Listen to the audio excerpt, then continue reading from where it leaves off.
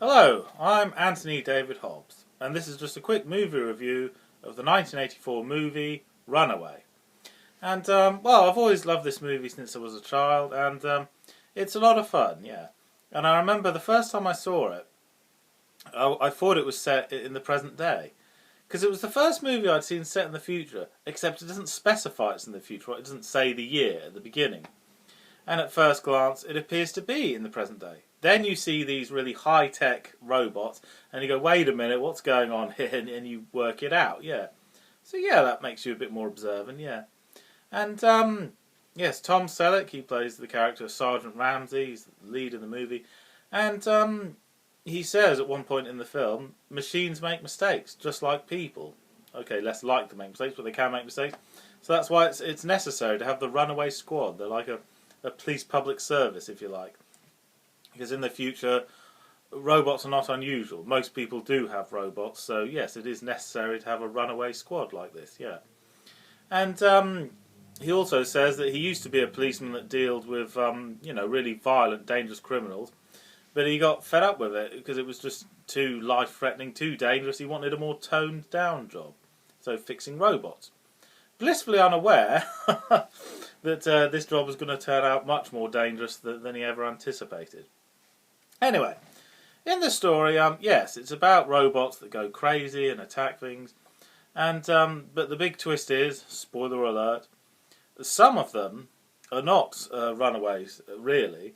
No, the villain, Dr. Luther, is putting this high-tech computer chip inside these domestic robots, which make them go crazy, turn them into killing machines. So it makes it look like an accident, even though it isn't an accident at all. They've intentionally gone crazy. It hasn't happened by chance, yeah. And a great synthesizer score by Jerry Goldsmith. Yeah, it's very electronic, very futuristic and everything, yeah. And a synthesizer, that was the cool thing to have in the 80s, yeah. And I must say, Tom Selleck gives a good performance, yeah. I mean, he was famous at the time for Magnum P.I.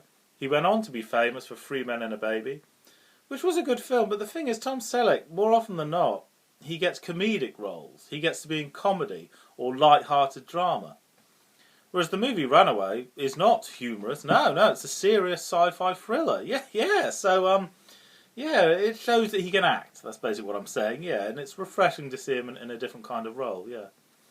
Oh, speaking of good acting, Gene Simmons, who is most famous for being in the rock and roll band Kiss. Well, Kiss were before my time. And when I saw the movie, I had no idea he was a rock star. I thought he was a proper actor, because his performance was really good. As Dr. Luther, this robot genius, computer genius, he's very menacing, but at the same time, not too over the top. He doesn't ham it up, He's threatening, but in a realistic way, this really grim, fierce stare and this evil grin, he's really creepy, And it doesn't show that he's a rock star. He looks just like an actor.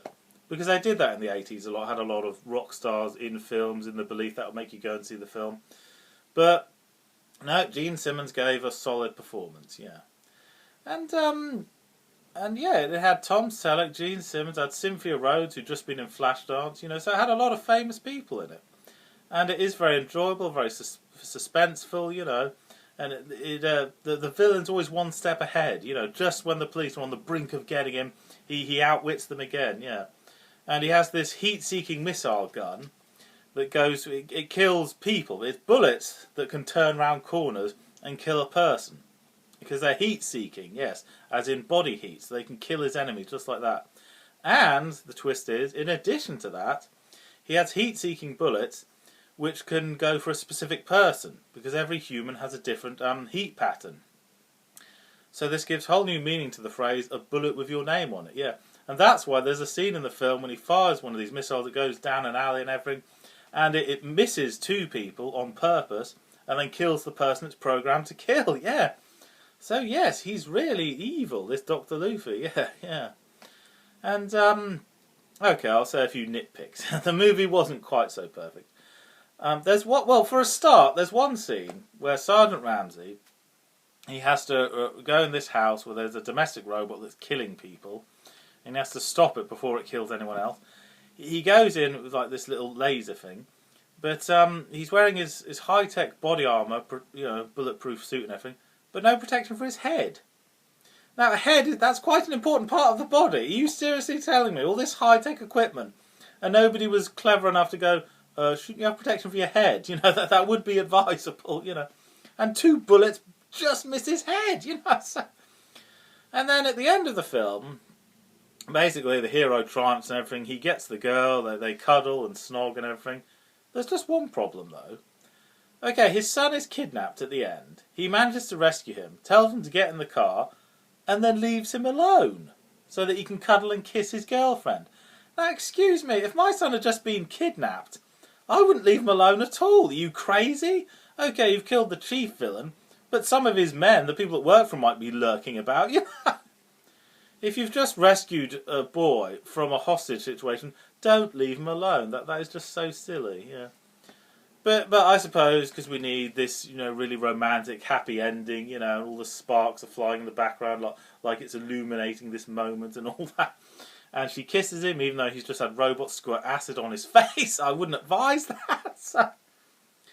But in spite of a few nitpicks, overall a very enjoyable film, yes. And I think one of the things I liked was that it's set in the near future. So we still have cars, we still have guns, and we still have television. But every now and again you see a gadget that's high-tech. So it gets you off guard, it surprises you, yeah. But it wasn't a big hit. Now, why was this? It should work. It has these famous people. Michael Crichton, he directed Westworld and Coma, and he wrote and directed Runaway. Well, I think, from what I can make out, you see, Runaway was released at more or less the same time as The Terminator, which did a lot better. That's a movie about robots that turn against their masters. A totally different story, but the same concept as Runaway. So you'd think, logically, it should work, but it didn't. People just thought Terminator was way better. And I think maybe one of the reasons Runaway didn't do that well is because when you expect to see robots, you expect to see them looking like humans, really high-tech, titans of terror. Whereas most of the robots in Runaway, it's just like a box with a hand, and that's it. And yes, I remember being a bit disappointed when you see a robot, it's just a box with a hand, but then you realise that's kind of the point. This isn't set centuries in the future, it's set in the near future. So they're supposed to be primitive, well, slightly more advanced than what we have now, but only a little more advanced, not a lot. But I guess people were expecting to see much more menacing-looking robots, so maybe that's why it didn't work, Or maybe Runaway wasn't a hit because just too much competition from lots of other films, But, but overall, an enjoyable film. It's underrated, and if you're a sci-fi fan, or if you like crime thrillers, well, this puts those two genres together. Yes, it's a sci-fi crime thriller. So, if you haven't seen it, check it out. Okay, I'll end this review with a philosophical thought. Michael Crichton, who's most famous for writing Jurassic Park, but anyway, before that he wrote and directed films. And The Terminator did a lot better than Runaway in 1984. But Runaway, written and directed by Michael Crichton, and he directed the movie Westworld, which was made in the early 70s. That is about robots that turn against their masters, and it was a huge influence on The Terminator. So The Terminator did better than Runaway in 1984, but if it hadn't been for the influence of Michael Crichton, The Terminator wouldn't have happened in the first place. So that's ironic. Okay, thank you for watching. I'm Anthony Hobbs, and I'm never bored.